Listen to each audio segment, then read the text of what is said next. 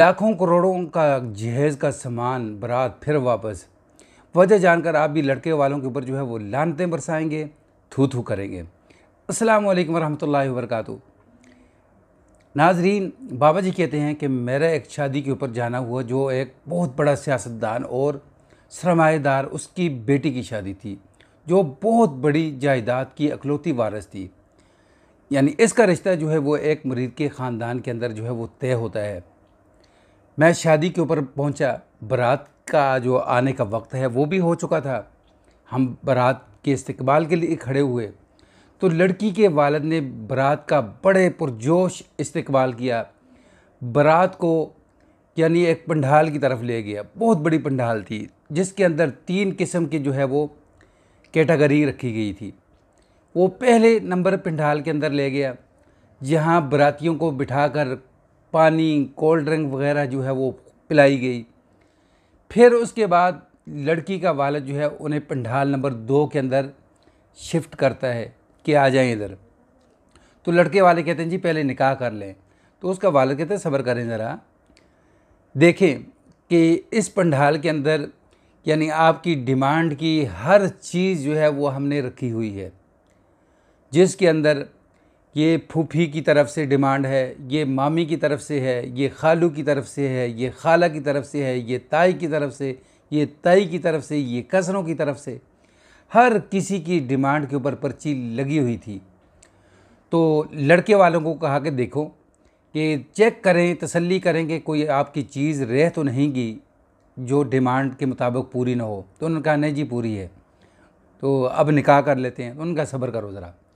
तो अब लड़की का वालिद इसी बारात को जो है वो पंडाल नंबर 3 के अंदर शिफ्ट करता है जहाँ खाना जो है वो ओपन किया जाता है और वो खाने के ऊपर उनको खोल दिया जाता है कि खाओ खूब।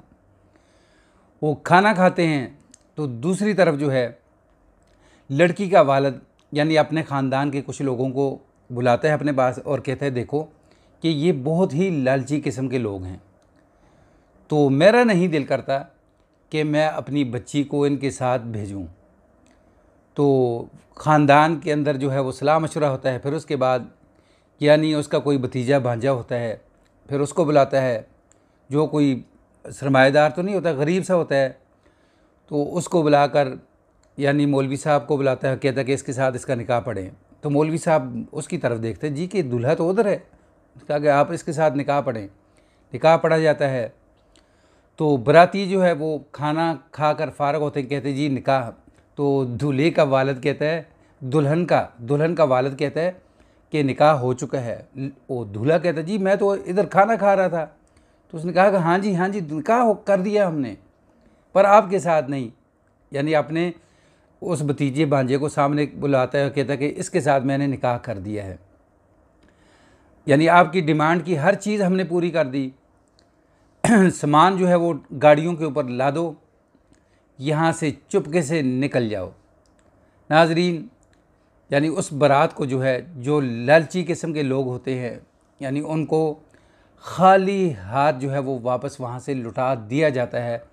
तो लड़की को यानी अपने गरीब भतीजे या भांजे के साथ जो है वो ब्याह दिया जाता है और सारी जायदाद का उसे मालिक बना दिया जाता है कि जाओ बेटा ऐश करो, आराम की ज़िंदगी गुजारो।